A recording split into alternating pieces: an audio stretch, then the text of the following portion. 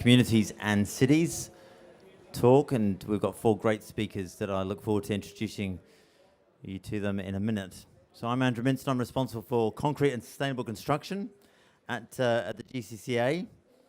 This is our 10th event on our pavilion, so for those joining online live, good evening or good morning wherever you are, and for those joining on record, this is being recorded on Tuesday the 19th of November at COP29, and delighted to have you with us today. This is our 10th event at COP in this pavilion, and it's our first on resilience. We have focused on the mitigation aspects of climate change as an industry. We're responsible for about 7% of global emissions, and we're working hard to address those. If you're joining online, you can download this report, the Progress and Action Report, and this reminds you what our roadmap is to zero by 2050, and it gives you what the progress is. And at the back, it gives you lots of case studies of the action our members have taken, members who are pretty much in every country of the world and represent the majority of production. And the material they produce, it's really important we decarbonize that because it's pretty key for delivering the SDGs and key to delivering resilience. So we've got 4 speakers. We're hopefully, for those who've identified the program, you sort of picked the logic in it. The logic is that we go through a couple of speakers who will deliver case studies from different parts of the world and with different hazards and risks at play.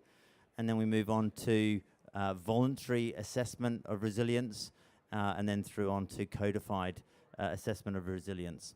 So that's the logic through it, and there'll be time to pick up questions from all of you at the end. So we'll go through all the speakers, and then we'll have a panel at the end. So I'm delighted to welcome Monica Schroeder of Build Change. Monica and I first met at the Glasgow COP, so it's great, Monica, to have you back.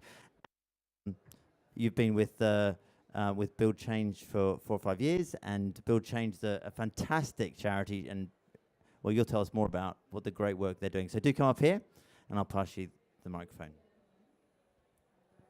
Thanks very much, Andrew. Yeah, as Andrew mentioned, I'm Monica Schroeder, the Director of Global Advocacy at Build Change. And I wanted to talk a little bit about our work in the Philippines and how we're using cement to build resilience among communities that are particularly at risk of windstorms, earthquakes, and many hazards. And, you know, I'll talk about that in just a moment. So I'll be talking about resilient housing and sustainable impact, and a little bit about embodied carbon and what this means in the broader context of climate action and carbon reduction. So who we are, Build Change is the global leader in systems change for resilient housing. We are providing urgently needed solutions in the world's most disaster-prone countries. So what does this mean? It means that we address policy, finance, and technology barriers.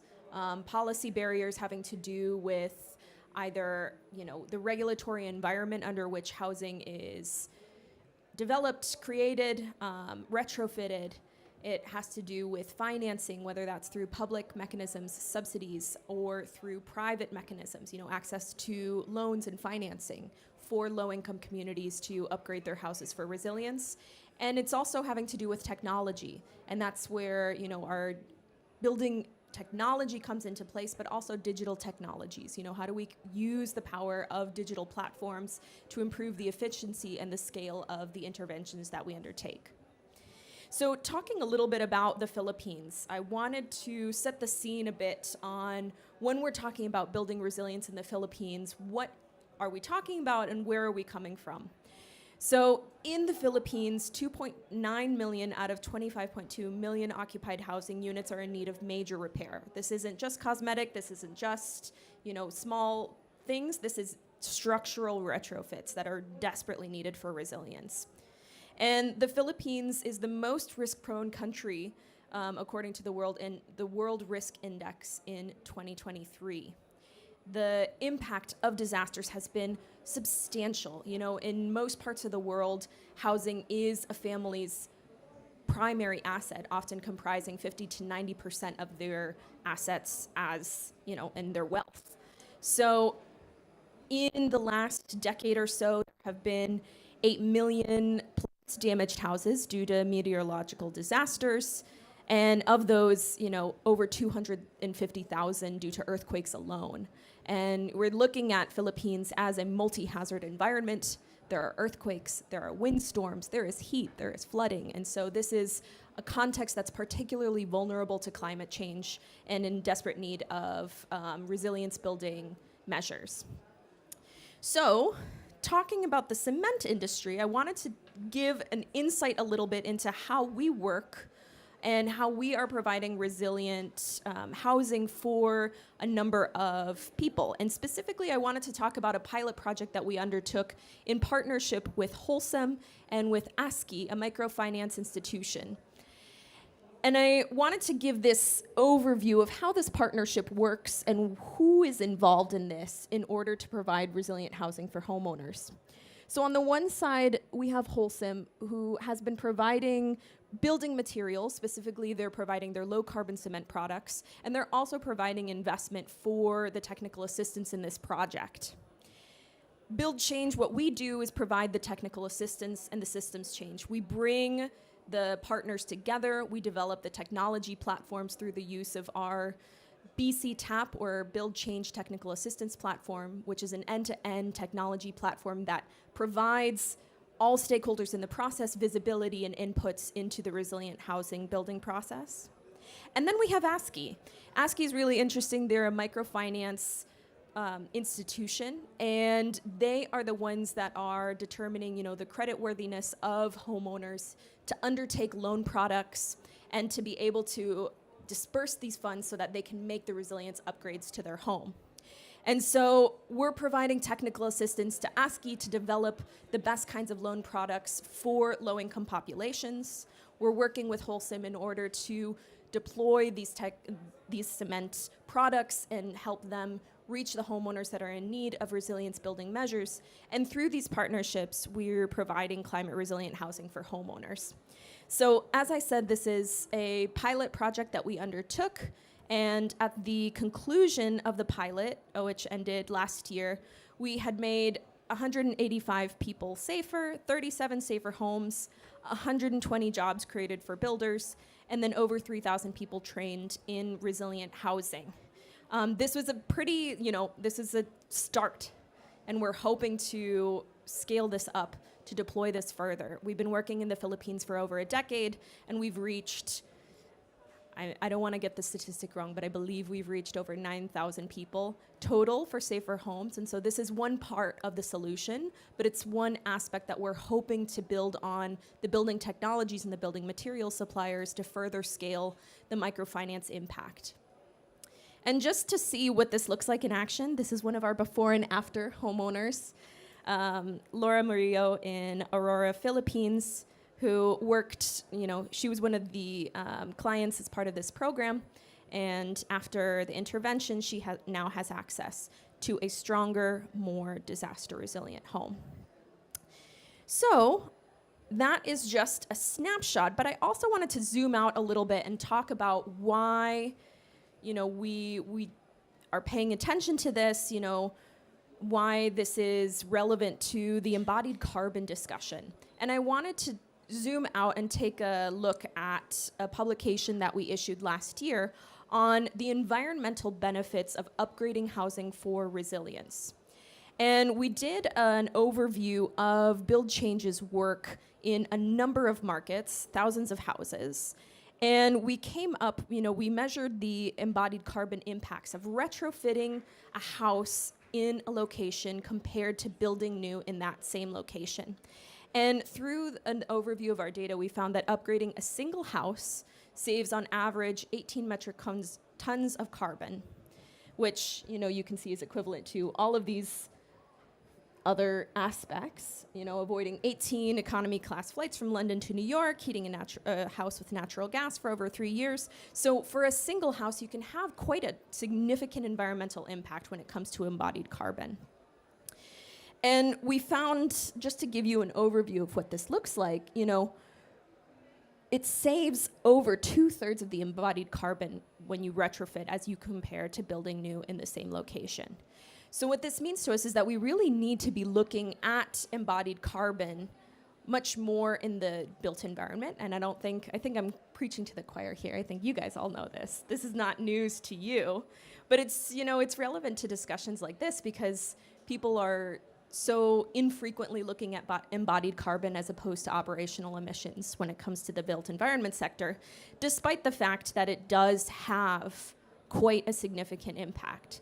So for us, the usage, the focus on building materials, the focus on the way that we approach resilience building by focusing on upgrading houses as opposed to building new when possible. It's not always possible, but when it is possible, by doing this, we really are getting at a place where we have safe and permanent homes, we have compliance with building standards, we have carbon savings, we have cost savings, and then for the investment that comes into it, we do have highly leveraged philanthropy. The dollars simply go further when we're focusing on retrofitting as compared to building new. So that is a very, very brief snapshot. I'm hoping to keep to time, and hopefully I did so. So thank you very much, and I'm happy to field any questions as part of the Q&A session.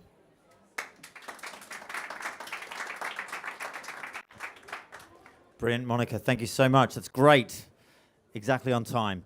And really interesting to hear that from the Philippines. We're going to go from the Far East. If you're joining from the Philippines, it must be late in the evening. We're going to move to Turkey. Timur from Arab is going to give us some more examples of resilience. Thanks, Andrew. So, hi, everyone. I don't have a slide set, but we'll go through several examples that Andrew mentioned. So, first of all, I would like to take your attention to our needs. So we need more spaces for people, and we need to build those in a practical way, optimal way, and concrete is giving us lots of opportunity in that perspective. And as you know, the land is not like unlimited, so we need to build high-rise buildings. So our architects like to build large span buildings, etc. So they are also creating like challenges. And I would like to give the first example of how we are reducing the carbon in concrete and also how that helps us in practical application is one of the high-rise buildings that we designed in the last 2-3 years. And as you know, in high-rise buildings, we have quite thick concrete foundations. In this example, it was nearly 3.5 meter thick foundation. And one of the comments we received from the contractor was they cannot really cast the concrete at once, so they need to separate that in pieces. But separating that in, say, 3-4 pieces is also not practical. So it brings lots of challenges and other side effects. So they plan to do it in 2 pieces, 2 stages, but then still the heat is being produced during the casting of concrete was too high if they use just cement in the concrete mix. So they had to change the cement with steel slag or fly ash. And that helped a lot to reduce the carbon, embodied carbon in concrete, plus made available to do the construction in a more practical way. In such cases, of course, technically we were discussing with Andrew before, like when using replacement for cement, we need to be careful about the compressive strength, also the shear strength. So a bit technical issue, but we are checking different properties of concrete with such different materials. Together with that, as you know, like 2 years ago, we had a devastating earthquake in Turkey. And in the region, many buildings collapsed. So I think the last reported was like more than 40,000 buildings collapsed. And some of them, even more of this were heavily damaged and needs to be demolished after the earthquake because they could not be used anymore. So what would happen with those debris of concrete? So another way of reducing the carbon in concrete is recycling it. So maybe you have been in the Turkish pavilion here in COP. They have some images of showing how they crush the concrete, the used concrete, and reuse it as aggregating concrete. So that also helps reducing the concrete, and I think we need to increase this capacity in Turkey and all over the world, as we may need to replace the buildings. It is good to strengthen them, retrofit them, but in many cases we may also need to replace them with new buildings. Together with that, I would like to touch a little bit on the standards, codes, and how that affects our life with concrete buildings. So I have a very, say, significant example from a part of Turkey. So after, during, say, around 1999, so there was another big earthquake in northwest of Turkey. And after the earthquake, we did lots of visits to the areas. In one of the villages, I saw an image like there was one building built of brick masonry plus timber members, timber frame and braced elements, which is standing still. It was a two-story building, and it was not designed by an engineer, but was built by, local masons or people, with the knowledge gained from past earthquakes, past events. So it was, that knowledge was built through the time. And they know how to do it. But next to it, there was a three-story reinforced concrete building, which was collapsed. Because that was also not an engineered building. Again, the local people built it with the knowledge they have. But unfortunately, with concrete, reinforced concrete, this doesn't work. You need a proper design, and you need to follow the codes and standards. So those buildings were built, say, before 99, probably around 1960s, 70s, when the codes were not that, say, strong, and the application or the control was not that strong as well. But that is creating lots of doubts on new or modern buildings. So we try to emphasize that in many places, and there are some trainings also going on say, villages or rural areas, how to deal with that, but we need proper design. But even though we design our buildings as per, say, up-to-date codes, so 5 years, 10 years later, we have a new code, and we have, say, in seismic-prone areas, we have new seismic hazard maps. And every time when there's an update, the requirements are getting stiff and stiffer. So you need to go back again, assess your building, and if needed, retrofit or replace it. So how are we assessing the reinforced concrete buildings? It is really a big challenge, because you need to know the detailing, the rebars inside the reinforced concrete members, which is a very difficult task to do. So we are doing exposure tests, exposing some parts of concrete, and exposing the rebars, removing the concrete covers. But you cannot do it in all the structures. So therefore, we use like ferro scanners to scan the rebars, try to understand the details. I have a request from GCCA. Please, can you work on like a transparent concrete, which will allow us to assess them? Because in case of, say, a timber structure or steel structure, if there is no specific requirement on protection, you can see the structural member easily, the connections easily, and the assessment is really straightforward. And again, maybe due to that, the steel or timber construction, you cannot make really like significant mistake. Everything is obvious. If there's a proper control, checking mechanism, things will be okay. But in concrete, we know that, we experience that. All the mistakes that are being made by the workers or others are all hidden under the concrete. And concrete is really a nice material. It doesn't show. It works very well. It is very stiff, very strong. And you can just see it after a big earthquake, if there's a problem or not. So it's a big problem assessing those. We are working hard in Turkey after, say, after all big earthquakes, there's a big demand. And after, say, 1-2 years, people tend to forget things, and the demand goes down. But we work hard in assessing those buildings and trying to find ways of retrofitting it.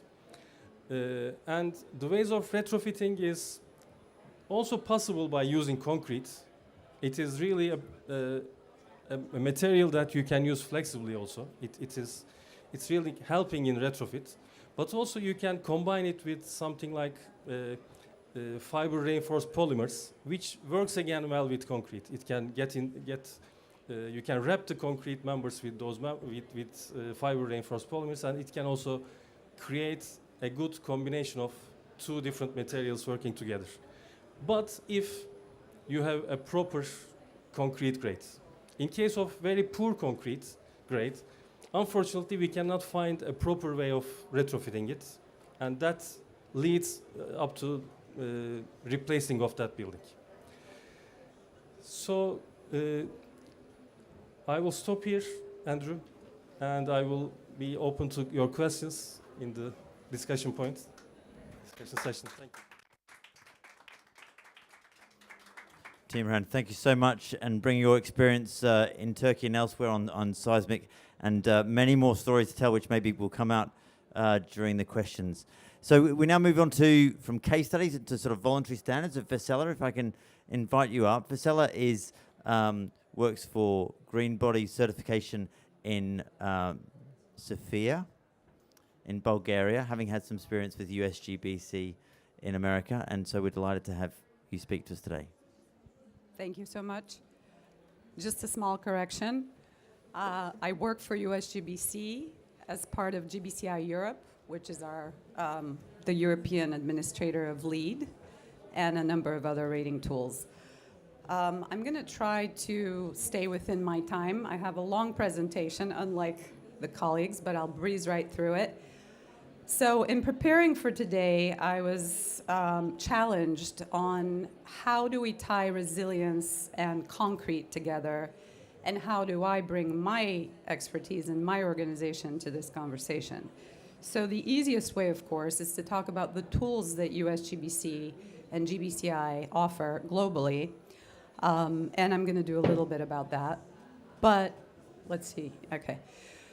But let's talk about resilience and why we're all here today. So we know the challenges with cities. We know that 78% of the world's energy is consumed by cities. We know that there's a rapid migration towards cities as we speak for various reasons: war, climate change issues, quality of life, people looking for opportunities. And yet cities occupy only 2% of the world's surface. Cities are not, however, the problem. Concrete has a bad rap. And, it's a challenging industry. It's a complex industry. And before I got into sustainability, I was an architect and an art historian. And so I think history is a very important thing. The previous speaker mentioned local and historic methods for construction. Let's not forget that concrete has been around since long before, for a very long time. And we've been building with this material, and it has been evolving over centuries and thousands of years. One of my favorite buildings is the Pantheon in Rome, which still stands today, despite lots of issues. We also need concrete for the future. We need concrete for infrastructure. We need concrete for affordable housing and for many other things. So where's the cross point between resilience and construction? So we have a very complex sector that we're operating in. We have construction materials, we have policy people, we have designers, we have engineers and engineering, we have contractors that then have to execute these very complicated documents that a design team will issue for a building. We have occupants and maintenance people who can seriously compromise the quality of buildings, even if they're built to the most current codes and voluntary best practice methodologies out there. And I think that one of the main things that I think we're all here at COP to talk about is a more holistic and integrative approach. So for buildings and for communities and for cities, organizations like ours has taken 30 years to develop products that are not the end-all solution by any means to the problems that we're facing, but they are a framework that will help bring all the different stakeholders together to have the necessary conversations around voluntary certification. So the Lead for Cities program is such a tool. It's cities and communities, and I'm just going to go really quickly through this, measuring impact at the city and community scale. So these are the focus areas: ecological conservation and restoration, decarbonization, and quality of life. I'm not going to read each slide, but basically we're talking about a globally recognized rating system, a comprehensive management framework for community-wide sustainability. Certification provides accountability on plans and commitments. What I like about certification, again, it's a topic that can be debated and discussed for a long time, but again, it gives you a benchmarking framework where you can compare your plans and you can have those very wide conversations, especially when we're talking about policy. You can bring in the construction and product manufacturers on one hand. You can bring contractors with their experience. You can bring local practices and people on the ground who have very specific needs that are very often overlooked by big policy. You can bring in designers. You can bring in innovators. You can bring in academia. And you can basically create the idea being a better roadmap for urban development, community development, or even the construction of an individual building. And you can have a framework of accountability and measurement that goes along with those plans. Because let's face it, we're at COP29 because we've made a lot of plans that are not panning out. As we heard yesterday, buildings are not on track on the for the Paris Agreement goals by any stretch of the imagination, and I don't think that's in any country that is here today or anywhere else for that matter. So the idea behind these tools is that we have the tools to catalyze action and build local capacity, which is something that is lacking in many, many places. So just a few more words about the tools that the LEED rating system for cities and communities, as well as the LEED rating systems for buildings. And my timer just got shut off. So there's different pathways for existing buildings. As was mentioned earlier, embodied carbon is something that we really need to be aware of, and existing communities really need to be retrofitted properly in order to maintain that quality of life that we all want to have, because as you know, communities age, they get blighted, they get left behind, we build new things. That's kind of the cycle that we've created. So now we're faced with the reality and the necessity to go back and fix a lot of things and give them new life, basically. So we have the tools and the methodology to go that approach, as well as, of course, new construction. All of our products are aligned with the SDGs.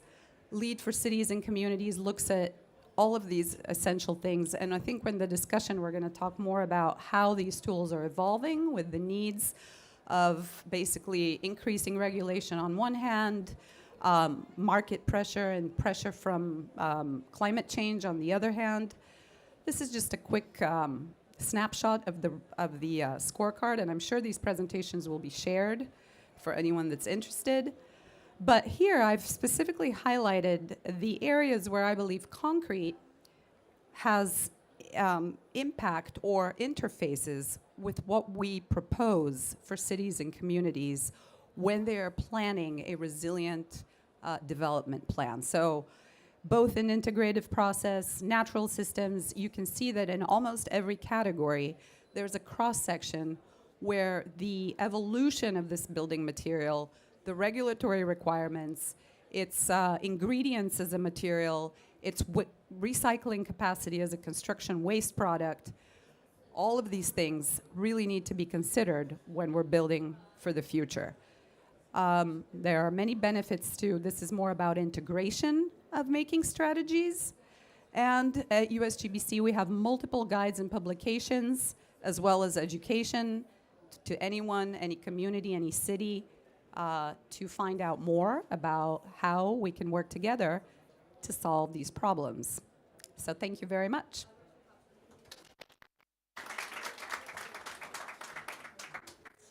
Vesela, thank you so much. And moving on, we'll have Ryan Kolker, Vice President of the ICC. So, Ryan, over to you. Thanks so much, Andrew, and really do appreciate the opportunity to be here today. I don't have slides, but I think the previous presenters really sort of set up the conversation well of sort of what are the needs to actually enhance resilience. How do we sort of get the tools into the hands of folks that really need them? And so let me first give sort of a quick introduction to who ICC is and sort of particularly why we're part of this conversation. So ICC is really focused on delivering the solutions that industry and communities need to address the safety, sustainability, and resilience of buildings and their communities. And so we do that through things like codes and standards, conformity assessment activities, working directly with communities on sort of their regulatory infrastructure to make sure that sort of what's put in place is actually effective, actually working, and actually meets their needs. And so sort of with that context of safety, sustainability, and resilience, it's really about sort of looking at all of those performance attributes that are important to a community, to a building, and to a building occupant. And really figuring out sort of how do you optimize across all of those various different performance attributes. And so when we talk about sort of this session relative to resilience, a little surprised actually that this is the first one in the pavilion to focus on resilience, because when we talk about both adaptation and mitigation, they're flip sides of the same coin. We can't really have one without the other. If we recognize that climate change is already happening, we're seeing the impacts in communities with increased hazard events, increased impacts on communities, we really need to address sort of both sides of that equation. And so, really great to see things like the Buildings Breakthrough, which is calling for near zero emission and resilient buildings as the new normal by 2030. So being able to bring those two pieces together and then leverage the tools that will actually get us there. And so codes and standards are really the effective mechanism to be able to assure that we have the tools in place to be able to do that. And then things like conformity assessment and capacity building layer on top of that so that the codes and standards themselves are just not sort of papers on a shelf, but are actually being implemented effectively. And so codes really set the requirements for sort of those performance attributes and being really able to sort of set that baseline of expectations. No matter sort of what material you have available to you in your local market, being able to then figure out sort of what is the best material to meet my specific needs across all of those multi-different performance attributes. And so if we talk about concrete, it's things like structural performance, it's things like durability, but it's also the environmental performance as well. And so how do you sort of bring all of those pieces together? And so codes and standards really set the foundation to be able to do that. And then the conformity assessment piece really provides the opportunity to verify that what you're getting is actually meeting those codes and standards. And so, there's several tools sort of in the toolbox to be able to do that. Environmental product declarations certainly help set sort of those performance expectations or those reporting expectations relative to environmental performance. But at the same time, you need to be able to have a mechanism to verify the structural performance and the durability. And so product evaluation is really that mechanism to be able to sort of verify those performance attributes. And ideally, you want to bring those two pieces together. So you're having that conversation around environmental performance and resilience performance together. And so that's some of the work that we've been doing through the ICC evaluation service, is to really bring those two pieces together. And so one of the mechanisms that we've actually have to be able to do that is through an acceptance criteria, which is really sort of a pre-standard.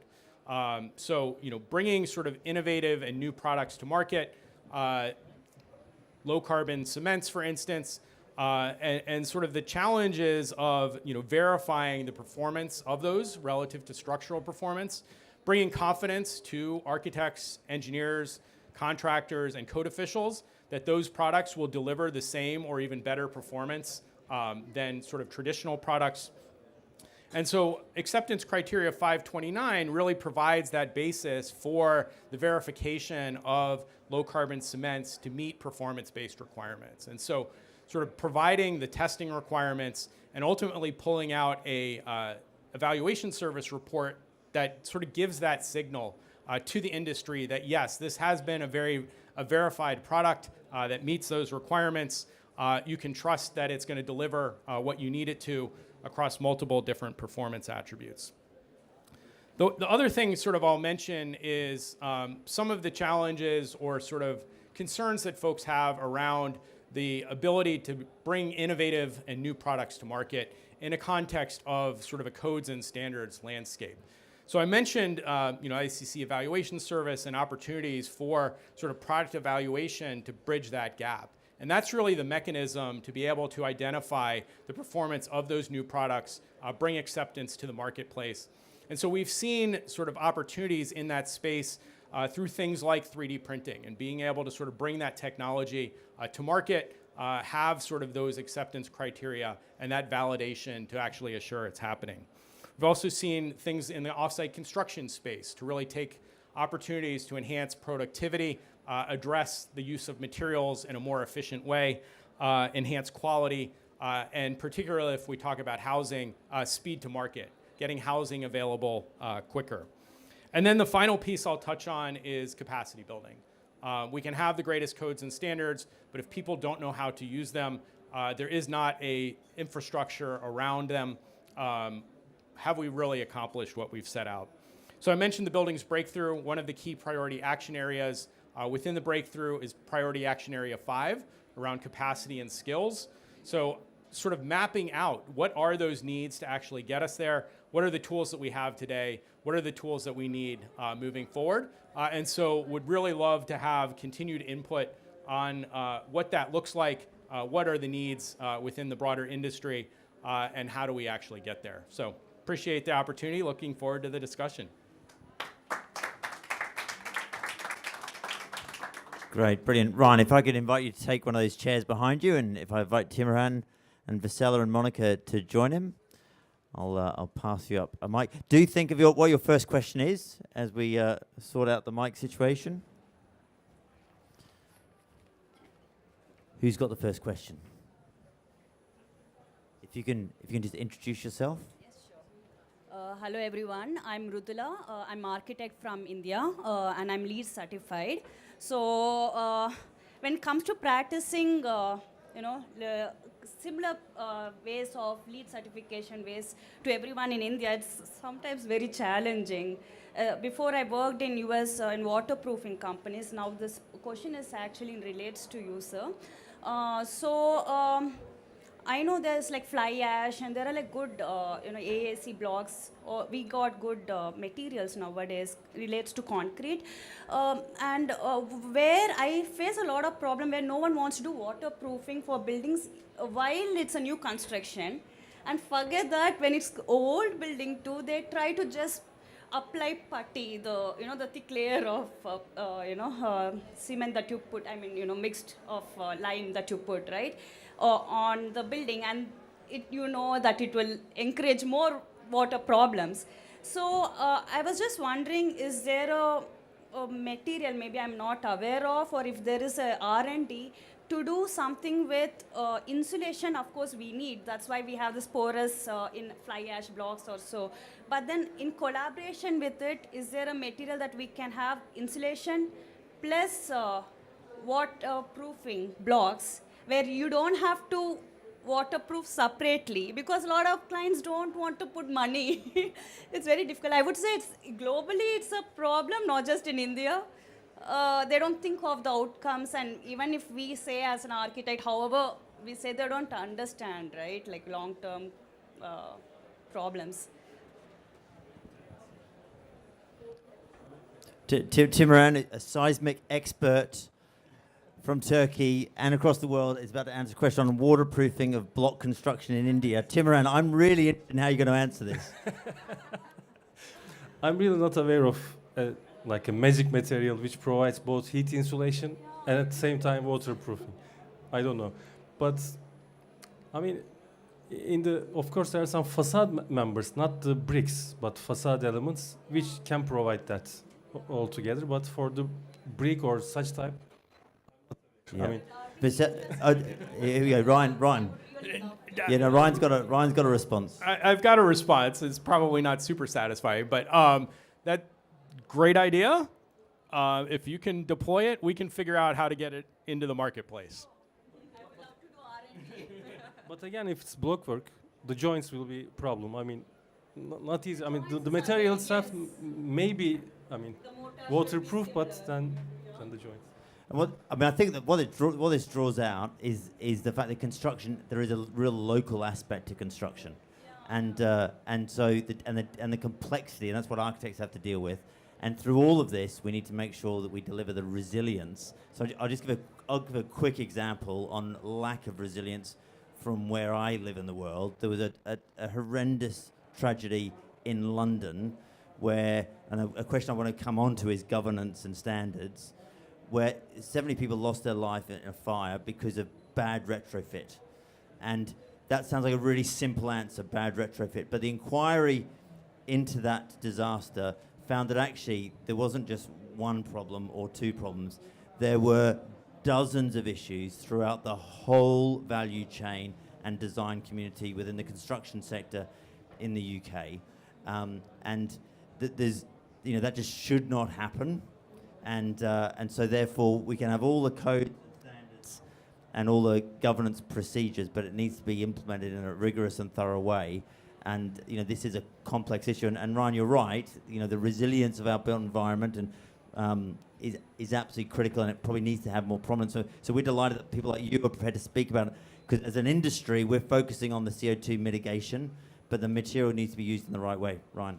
Yeah, so you bring up a really great point, and we've been really focused on sort of what is that entire regulatory ecosystem. So really looking at having codes and standards, but also having sort of government that sort of provides the requirements, and then the sort of contractors and trades that are trained to actually implement those.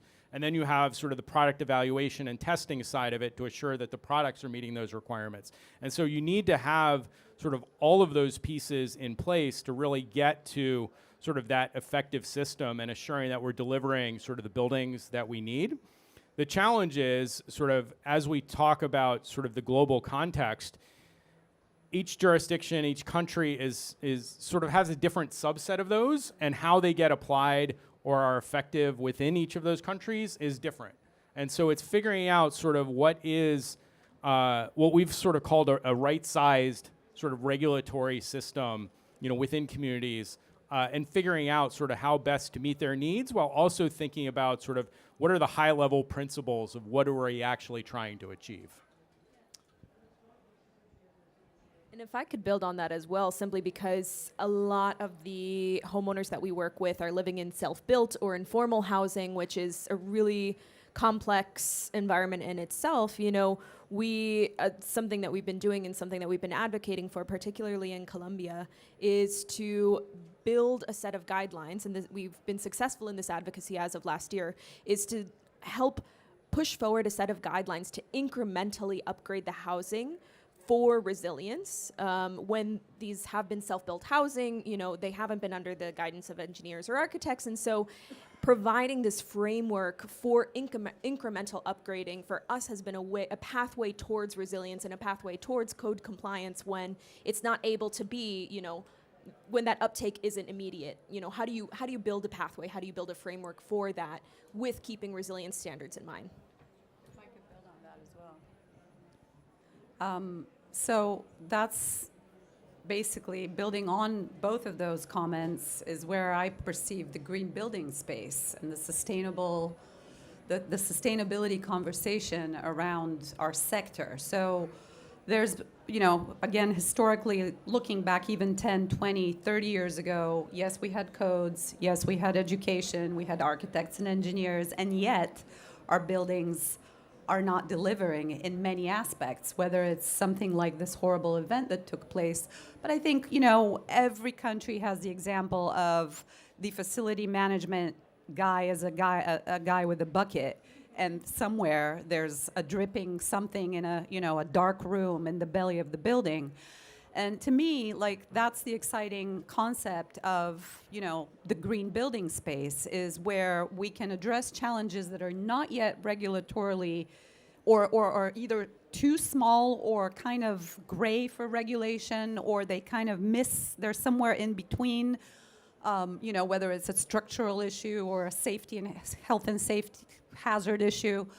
Those are the best practices that emerge from a lot of the green building conversations. And I think these voluntary rating tools try to capture and to improve these pockets of malfunction and ineffectiveness that are historically present in buildings. Not building up on what you said, but adding a small note. So what Ryan mentioned as the steps being followed during design and execution, the last step would be quality control and execution as per design and specifications. So in many parts of the world, probably including Colombia, like Turkey, we were lacking that significantly. And that was the main problem we have when assessing the existing building. So we cannot rely on the documentation, specs, or design documents. We need to deep dive in each and every member. So that was another issue. Yeah. So just to pick that up, I mean, I was going to ask you the question. You sort of answered it, but I want to do a bit more direct. You talked about the codes and standards in your particular area of seismicity, but I think it's true elsewhere, are becoming increasingly more onerous, and therefore sometimes it might have been built to standard 15 years ago, but needs to be upgraded. So if the codes and standards are being upgraded, is the issue with the codes and standards not being up to scratch, or is it with the governance and the inspection? You've sort of answered the question, but I just want to really draw this out explicitly. I think it is both, because we learn from the failures and we update the codes and standards based on that. And then we also, like for the seismicity case, we learn from new earthquakes that there are some new fault lines. So in 1995, no one was expecting that earthquake in Kobe, in Japan. And that killed many people. And after that, the codes changed. So in US, every 5 to 10 years, codes are being updated. So it is a code issue, but at the same time, like the governance issue as well. I mean, yeah. Perfect. Ryan. Yeah, I can add a little bit to that. So, from the sort of ICC process, we update the I-codes every 3 years to capture sort of new research, new technologies, new information, and being able to sort of capture sort of new best practices that are gleaned from, green building certifications or sort of on-the-ground applications, and being able to incorporate that. The challenge we see then is adoption or regular sort of updates, to codes at the governmental level. Take the U.S. for an example. We have, jurisdictions that are just now adopting the 2024 editions of the codes, and that's fantastic. We also see jurisdictions that are on codes that are more than 24 years old, for instance. And if we're talking about resilience, what does that mean for those communities that don't have updated codes? They're not capturing that latest technology. They're not capturing the latest research. They're not capturing the latest risks. And so we need to figure out sort of how to update the codes, but then also I think there's an opportunity for sort of designers and contractors to be that voice for the community and say, look, we need to build resilient buildings. It's our professional responsibility to do that. And so updating codes really helps to sort of reduce the perceived cost of those updates. And so, really, again, sort of thinking holistically around sort of how do we continue to move the needle. Can I add to that? So adding to that again, and again, this is the place of green building rating tools. And, I'm not just talking about LEED in this case. It doesn't matter whether the tool is BREEAM or the thing about the tools is they select a building code that the industry determines to be relevant enough to be the baseline. And basically that drives exactly those areas where codes may be subpar. by just by leadership. If developers want to create a building that is at an international level of efficiency, let's call it, or quality, you know, in order to sell it better, rent it for higher, you know, for a higher amount, and the codes are not as demanding, and the States is a great example of that, where there's a huge disparity between states, then green building is a natural fit, or green building certification is a natural fit, because it gives you that, it basically gives that third-party quality assurance that you did it according to a specific technical guideline that is built into the rating tool. I just wanted to, I think both Vasila and Ryan have brought up the issue of incentives, which I think is important to think about. And, you know, for us, the discussion around resilience and the discussion around disaster and climate resilience, it can't just be a, you know, a negative, like the disaster's coming, you need to upgrade your housing. What we've found to be most effective is to also think about the habitability concerns with homeowners and talk about how do we bundle these things together, not just building resilience for the sake of itself, because oftentimes these are limited resources that the homeowners that we are working with have, and telling them that they need to invest this for the resilience doesn't always come across in a time-sensitive way when they have so many other concerns that they're dealing with. Rather, if we bundle resilience upgrades along with an extra bathroom, along with, you know, other upgrades, you know, a place to run your home-based business, those are the, you know, that kind of bundling is really the incentive that the homeowner needs to really undertake these measures. And so I think when we're talking about resilience building measures, it's also thinking about what are the homeowner, in our case, the homeowner's motivations for doing this, and how can we incentivize them more to undertake these measures that are necessary for both climate action and for their safety, but also to improve their quality of life. Sorry, just one more thing. Maybe looking from a different perspective. Now, I said we learn from the failures and we update the codes, but also our vision is changing. So the way we see the problem, the way we would like to have the facilities is also changing. So I remember, like, when I was graduated, we were using some design techniques which are force-based. You have one force, apply it, wind force, and design it accordingly. The performance criteria was single. But now we need to discuss with the owners of the facilities, the developers, what performance level they would like to have. Immediate occupancy, so no effect from the disasters, minimal effect, or life safety, or a bit less. I mean, it is also changing, and that affects our way we deal with the problem. So the codes. Yeah, so many Ryan, you maybe going to pick this up. Many codes would be just on life safety, and you're right to draw out the fact that there is financial value in having immediate occupancy after, and therefore you enhance the design, you enhance the structure on that basis. For a standard, say, housing, yes, it is like that. But for a hospital, it is not life safety. You have to have immediate occupancy, so in the codes. Yeah.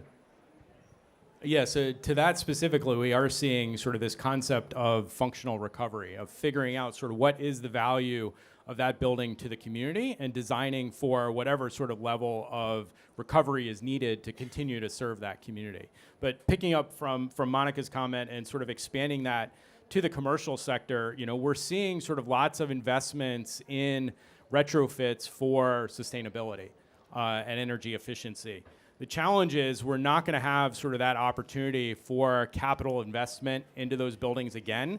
And if we don't incorporate sort of resilience measures at the same time, ideally capturing sort of dual benefit, we've lost that opportunity. And so we really need to think about how do we bundle those resilience upgrades with efficiency upgrades and really sort of leverage those dollars you know, multiple times over.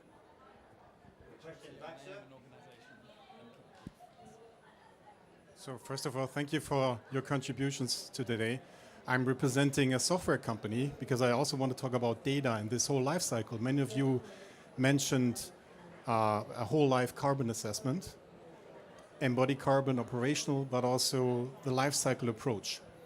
So my company is called Bentley Systems, and we are actually delivering products. If we speak about products, we're talking about software products. So standardization is key, right? Because in the construction industry, we see these silos, right? If you go from planning to design to building, construction, and then to operation, always there's a handover, and we always lose data quality, and we lose time. So we need to be more productive. So standardization is key. I think it's really important, and thank you for your work. We are working with Open Geospatial Consortium, for example. And another thing is, I think you know the integration of that data, because that will fuel everything that you said, right? We need also open APIs, because you know that data has to be interoperable through all these chains of the construction industry. And we need open source, because that will fuel communities and cities. Without openness, you cannot have sustainable innovation, and that's probably key. So more a comment than a question here. I'll pick up on that and mention sort of two things that we're working on that directly answer those needs. One is a collaboration with ASHRAE. So it's an ASHRAE ICC standard 240 for the quantification of whole life cycle greenhouse gas emissions for buildings. So being able to get that picture from A through D and being able to sort of report that out effectively. Second piece we're working on, which we actually announced sort of the next stage earlier in COP, is a collaboration with Standards Australia to develop a universal data protocol that aligns with the UN Transparency Protocol. So really allowing data to flow from across the life cycle of buildings, but then also feed into sort of the greater economy and sectors that either sort of rely on buildings or buildings rely on. So being able to sort of transfer data effectively and trustworthy data across that entire value chain. I just want to add something. And so green building certification is often considered expensive and not applicable to every, let's say, building type of economic level. But the data factor is one of the things that is seated at the core of green building certification. And one wonderful thing that USGBC now has is a platform called ARC, which is for existing buildings. It just got totally revamped and is being re-rolled out. But what I want to say is that the entry-level use of this data collection platform for existing buildings is absolutely free and open to the market. So please check it out, arc.org. It's an opportunity to input as much or as little data as you want in order to be able to track your sustainability performance and make informed decisions. So data is key. Yep. We haven't quite got time to go to everyone, so Ryan, I'm going to put you on the spot because you were the one who mentioned the building breakthrough, the bringing together of climate mitigation and resilience together, and you know there is clearly having both those statements together in that declaration in March was really key and important. If this event happens in Brazil in 12 months' time, one thing or a few things that you think need to happen between now and then to ensure we deliver more on resilience? Yeah, so the resilience piece is interesting. I think there's certainly lots of conversation around sort of finance in COP in general, but I think less discussion around sort of finance opportunities within the resilience space. So it'd be great to see sort of more levers we can pull to help support advancements in resilience. Working with governments on sort of supporting that whole ecosystem. So I would start there. There's also sort of efforts under the breakthrough to support sort of harmonization of standards and definitions. If we know what we're aiming for, I think that will help as well. Brilliant. Thank you very much. And can I invite you all to thank our panel and our speakers? And do stay around. Any further questions for them on the topic of resilience or more broadly, myself and colleagues will be happy to answer any questions. Thank you.